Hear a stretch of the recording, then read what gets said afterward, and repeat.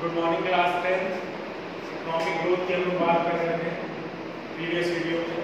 तो economic growth मैंने बताया था कि ज़्यादा आउटपुट अगर हम लोग जनरेट कर पाते हैं तो ज़्यादा इनकम हम लोग जनरेट कर पाते हैं, जिसका रिजल्ट ये होगा कि हमारी इकोनॉमिक ग्रोथ होगी। तो इकोनॉमिक ग्रोथ पूरी तरीके से हम कह सकते हैं कि क्वांटिटेटिव इंक्रीज को कहते हैं। क्वांटिटेटिव इंक्रीज मतलब क्वांटिटी इंक्रीज,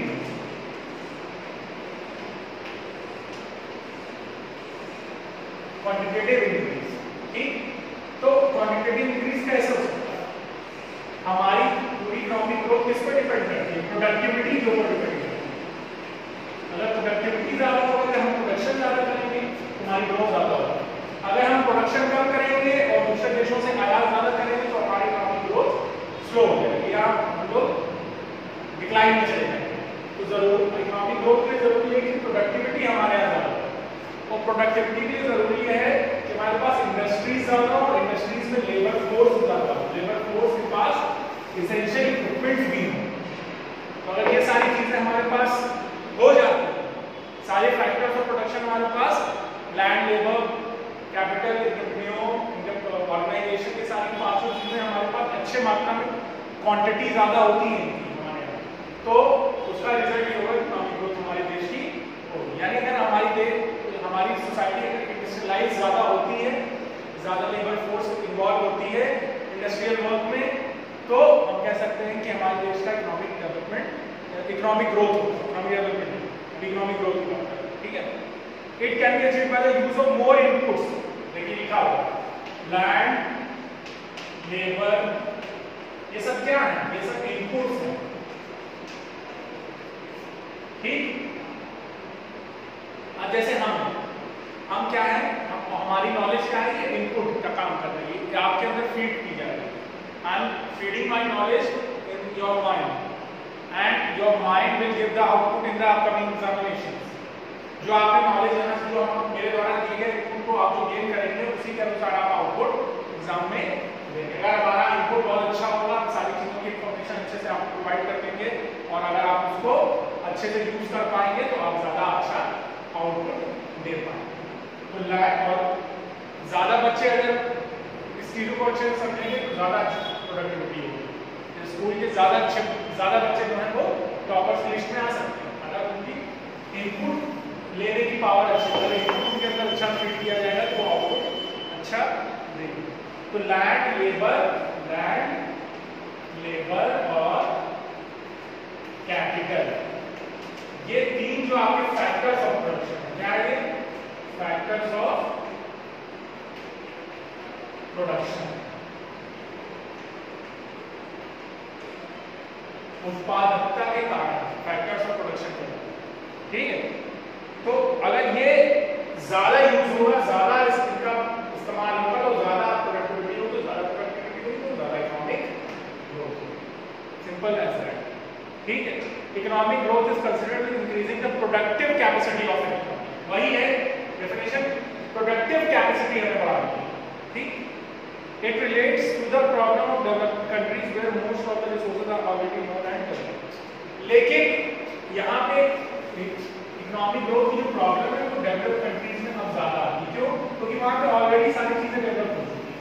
अब उनको क्या, उनको कुछ कोई ग्रोथ नहीं करनी, ऑलरेडी उनके पास सारी चीजें, सारे रिसोर्सेज हैं और सारे रिसोर्सेज को वो डेवलप कर चुके हैं और सारे रिसोर्सेज को ऑलरेडी यूज कर रहे हैं। उनके पास अब इकोनॉमिक ग्रोथ का उतना स्कोप नहीं। इकोनॉमिक ग्रोथ का स्कोप वहां पे ज्यादा है डेवलपिंग कंट्रीज और अंडर डेवलप्ड कंट्रीज। ठीक है, मैंने अभी बताया क्वांटिटेटिव मेजर्स पर फोकस करता है। Economic growth focuses on quantitative measures. Now we will talk about economic development. Economic growth per capita income पे फोकस करता है, यानी अगर ज्यादा इनकम हम लोग की ज्यादा बढ़ेगी तो इकोनॉमिक ग्रोथ होगी। ठीक है, अब बात करते हैं economic development. Economic welfare, economic development is related to economic welfare. आर्थिक रूप से लोगों का भला करना, वो कहलाता है इकोनॉमिक डेवलपमेंट। ठीक है, तो ये सिर्फ आउटपुट पे ही फोकस नहीं करता, मतलब सिर्फ कितनी प्रोडक्टिविटी बढ़ रही है उसके ऊपर फोकस नहीं करता। उसके अलावा और कौन से टेक्नोलॉजिकल चेंजेस हो रहे हैं, सोसाइटी में क्या उसका इम्पैक्ट पड़ रहा है, वो भी इकोनॉमिक डेवलपमेंट के अंदर। जैसे फॉर एग्जांपल अगर प्रोडक्टिविटी अच्छी हो रही है, हमारे देश की इकोनॉमिक ग्रोथ अच्छी हो रही है, तो हमारे देश में इंफ्रास्ट्रक्चरल फैसिलिटीज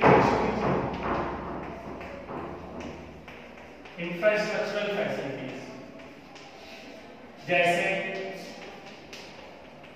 रेलवेज, ठीक, हॉस्पिटल्स,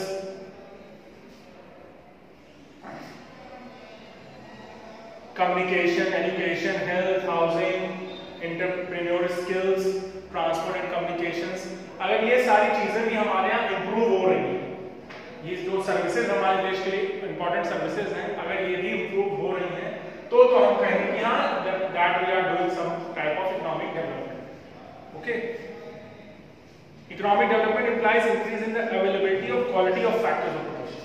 क्वालिटी में अब जैसे अभी मैंने बताया इकोनॉमिक ग्रोथ जो था वो क्वांटिटी के ऊपर डिपेंड करता था, और economic development depends on quality. योग्यता क्या है, जो भी फैक्टर्स ऑफ प्रोडक्शन उनकी योग्यता क्या है, उनकी कितनी अच्छी क्वालिटी के वो है, लैंड, लेबर, फिजिकल, जो भी कैपिटल हम लोग यूज कर रहे हैं, लैंड यूज कर रहे हैं, लेबर, उसकी क्वालिटी अच्छी है कि बुरी है, तो क्वालिटी पे फोकस करता है। ठीक है, economic development stresses on qualitative changes besides quantitative improvements in the economy. तो सिर्फ क्वांटिटी बढ़ाने से ही क्वालिटी बढ़ाना भी जरूरी है। अगर अच्छी क्वालिटी चीज, अब जैसे फॉर एग्जांपल हमारे रोड्स हैं हमारे, लेकिन रोड्स खराब हैं, हर एक साल में रोड्स टूट जाती हैं, गड्ढे हो जाते हैं उसमें। तो हालांकि रोड्स हमने बना तो नहीं, हमारे पास मनी था, इकोनॉमिक ग्रोथ हमने की थी, तो उस समय रोड्स कंस्ट्रक्ट करें, लेकिन रोड्स की क्वालिटी तो खराब थी, तो हम क्या कह सकते हैं कि हमने अच्छी डेवलपमेंट किया? नहीं, क्योंकि हमने इंफ्रास्ट्रक्चर फैसिलिटीज की क्वालिटी अच्छी नहीं की। अगर हम अच्छी रोड्स नहीं दे पा रहे हैं देश के लोगों को, तो कहते we are not done any type of development.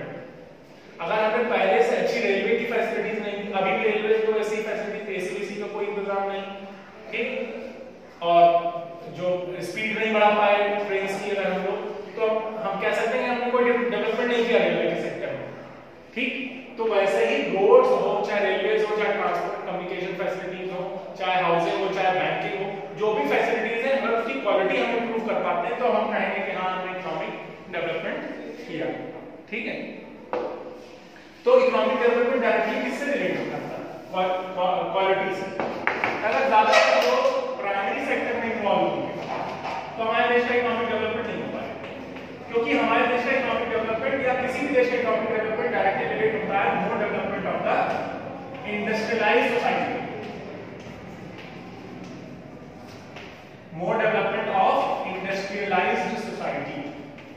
और इंडस्ट्रियलाइज्ड सोसाइटी स्टार्ट कहां से होती है? सेकेंडरी सेक्टर से स्टार्ट होती है। सेकेंडरी सेक्टर को इंडस्ट्रियल सेक्टर भी कहते हैं, और जो आपका टर्शियरी सेक्टर है वो आपका क्या कहलाता है? Service sector. ठीक है, तो अगर डेवलपमेंट इसमें होगा सेकेंडरी सेक्टर और टर्शियरी सेक्टर में, तभी हमारे देश का इकोनॉमिक डेवलपमेंट होगा, क्योंकि development is directly related to the industrial development of that nation. और इंडस्ट्रीज सेकेंडरी सेक्टर में और टर्शियरी सेक्टर दोनों ही इंडस्ट्रीज से रिलेटेड सेक्टर्स हैं। सेकेंडरी सेक्टर में मैन्युफैक्चरिंग की जाती है, गुड्स प्रोड्यूस किए जाते हैं, और सर्विस सेक्टर में उन गुड्स को लोगों तक पहुंचाया जाता है। तो अगर लेबर फोर्स सेकेंडरी और टर्शियरी सेक्टर में मूव कर रही है, तो हम इकोनॉमिक डेवलपमेंट कर रहे हैं। लेकिन अगर ज्यादातर हमारी लेबर फोर्स जो प्राइमरी सेक्टर में अभी भी इन्वॉल्व है, तो ये 10 we can say that we are not doing economic development, क्योंकि हमारा economic development is related to the industrial development. Industrial development, industries में जितना लेबर फोर्स आएगा और जितना प्रोडक्टिविटी बढ़ाएगा, ठीक है, जितनी क्वालिटी ऑफ प्रोडक्ट्स अच्छी इंप्रूव करेगा, उतना ही हमारा इकोनॉमिक डेवलपमेंट होगा। ठीक है, क्योंकि और इंडस्ट्रीज में, क्योंकि development is also related to the per capita income. ठीक है, डेवलपमेंट पर कैपिटा इनकम से हम लोग, तो पर कैपिटा इनकम क्या प्राइमरी सेक्टर में अच्छी होती है? नो, प्राइमरी सेक्टर में उतनी अच्छी पर कैपिटा इनकम को नहीं जनरेट कर सकता। हम जितना अच्छे सेकेंडरी सेक्टर और टर्शियरी सेक्टर में जितनी इनकम जनरेट कर सकते हैं, उतनी हम प्राइमरी सेक्टर में कभी नहीं कर सकते। प्राइमरी सेक्टर में उतना इनकम जनरेट करके नहीं दे सकता। तो अगर ज्यादा लेबर फोर्स सेकेंडरी और टर्शियरी सेक्टर में इन्वॉल्व होगी तो हमारे देश की ज्यादातर पॉपुलेशन जो है वो अच्छी इनकम जनरेट करेगी। इसका रिजल्ट क्या होगा? Improvement in per capita. अगर और पर कैपिटा इनकम अगर इंप्रूव होगी तो देश की ओवरऑल डेवलपमेंट भी इंप्रूव होगी। रियल पर कैपिटा इनकम इंप्रूव होगी, ओवरऑल टोटल इनकम भी कंट्री की इंप्रूव होगी। और टोटल इनकम अगर इंप्रूव होगी तो उसका रिजल्ट इकोनॉमिक ग्रोथ और इकोनॉमिक डेवलपमेंट पे अपने आप दिखना स्टार्ट करेगा। ठीक है,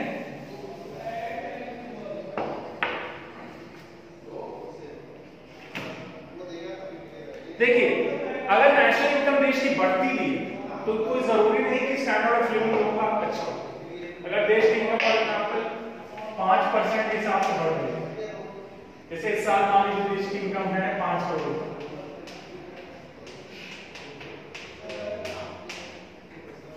और 5% के साथ साथ बढ़ रही है। मान लीजिए 2019 में 5 करोड़ थी, अब 2020 में 5% और बढ़ा ली तो 5% कितना होगा?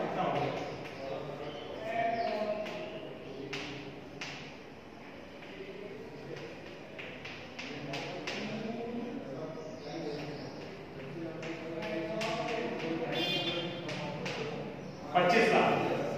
यानी प्रति साल यदि 25 लाख रुपए के दर से हमारे देश की इकोनॉमिक ग्रोथ हो रही है, लेकिन उसे कह सकते हैं 6% के साथ हमारे देश की पॉपुलेशन बढ़ रही है।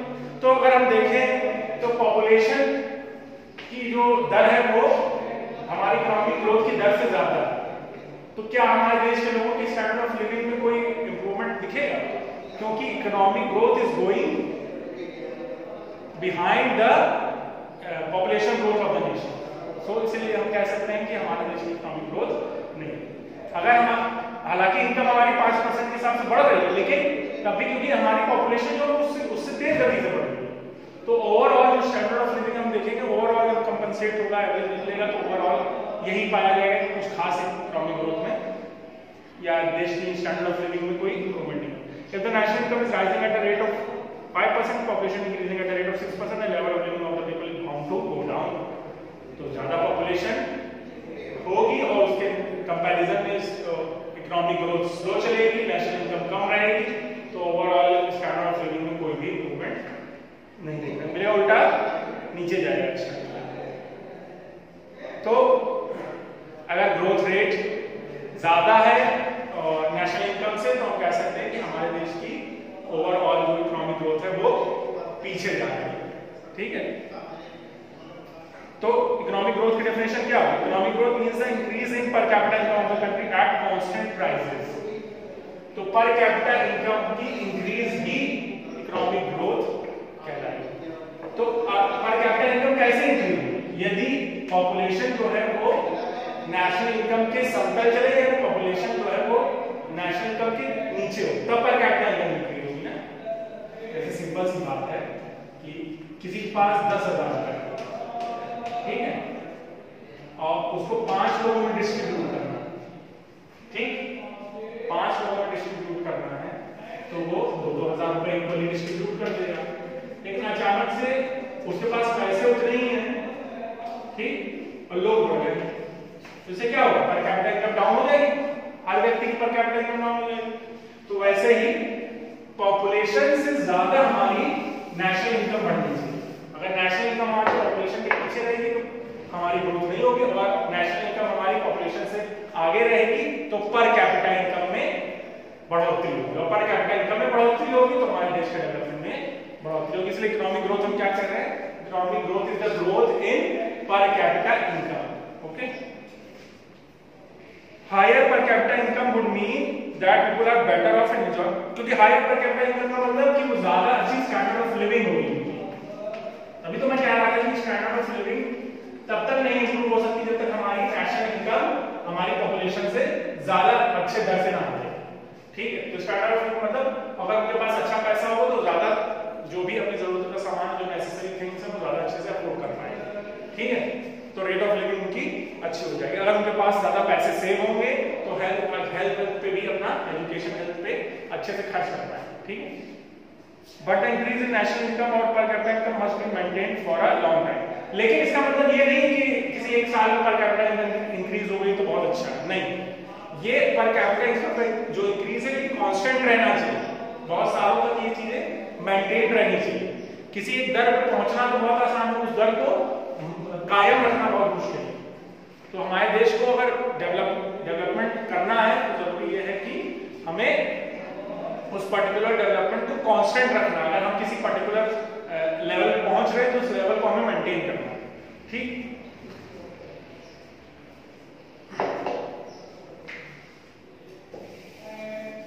इसके नीचे टेबल दी हुई है ग्रॉस नेशनल इनकम और नेट नेशनल इनकम की, तो हम उसको बस डिस्कस कर ले रहे हैं, यहाँ बनाने का समय नहीं है, ठीक। तो देखिए 1950 से 51 तक हमारी जो करंट प्राइसेस का मतलब क्या होता है? करंट प्राइसेस का मतलब होता है कि हमारे देश का जो इस समय महंगाई की जो दर है उस हिसाब से हमारे देश का एक व्यक्ति की आय क्या है, ठीक है। तो 1950 में करंट प्राइसेस के हिसाब से नेशनल इनकम जो थी हमारे कंट्री की, नेट नेशनल इनकम थी 9,829 रुपीज, करोड़ रुपीज, ठीक है।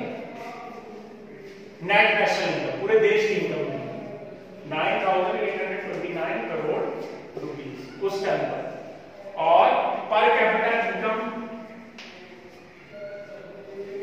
कैपिटा नेट नेशनल इनकम, प्रति व्यक्ति की पूरे देश की आय, प्रति व्यक्ति के हिसाब से पूरे देश की आय क्या थी? एक व्यक्ति की आय नहीं, प्रति व्यक्ति के हिसाब से पूरे देश की क्या आय थी। अगर प्रति व्यक्ति की आय को जोड़ दिया जाए तो उस हिसाब से पूरे देश की क्या आय थी? 274 करोड़ रुपए। ये 1950 की बात है, ठीक है। और आज अगर हम सीधे 2011-12 की जो अभी जनगणना हुई है उस हिसाब से तो हम देखें तो अब हमारे देश की नेट नेशनल इनकम हो गई 80,52,996 करोड़ रुपए। देखिए कितना अंतर आ गया, बहुत अंतर। इसका एक बहुत बड़ा कारण क्या है? इसका एक बहुत बड़ा कारण ये है कि पॉपुलेशन इंप्रूव हुई, पॉपुलेशन हमारे देश की बहुत ज्यादा बढ़ी है, तो हमारे पास वर्कफोर्स बढ़ा है और वर्कफोर्स जो है वो सेकेंडरी और टर्शियरी सेक्टर में ज्यादा इंप्रूव किया है। तो पहले हमारे देश की पूरी तरह से इकोनॉमी जो थी वो एग्रीकल्चर बेस्ड इकोनॉमी थी, तो एग्रीकल्चर के सेक्टर में हम इंप्रूव तो कर रहे थे लेकिन हमारे इंडस्ट्रियल सेक्टर इंप्रूव नहीं कर रहा था। और हमारे देश का डेवलपमेंट जो है वो पूरी तरीके से इंडस्ट्रियल सेक्टर के ऊपर डिपेंड है। पूरे विश्व में जो हम लोग डेवलपमेंट आते हैं वो इंडस्ट्रियल डेवलपमेंट से आते हैं, तो हमारे देश में इंडस्ट्रियल डेवलपमेंट उस टाइम पे नहीं था, जो 2011-12 आते हमारे देश में इंडस्ट्रियल डेवलपमेंट बहुत ज्यादा हो गया है, जिसकी वजह से हमारे देश की इकोनॉमी भी बहुत ज्यादा इंप्रूव हो गई है, ठीक है। तो नेक्स्ट वीडियो में हम लोग पर कैपिटा इनकम को डिफरेंट डेफिनेशंस किस इकोनॉमिस्ट ने क्या डेफिनेशन दी है पर कैपिटा इनकम की उसको डिस्कस करेंगे, और इकोनॉमिक डेवलपमेंट के क्या इंडिकेटर्स हैं उसको हम लोग डिटेल में डिस्कस करेंगे नेक्स्ट वीडियो में, ठीक है क्लास। तो आप लोग इतना पढ़ें और कोई भी कंफ्यूजन हो तो आप मुझे कांटेक्ट कर सकते हैं। मेरा कांटेक्ट नंबर यहाँ पे मैं लिख दे रहा हूँ 83180349 कांटेक्ट नंबर, ठीक है।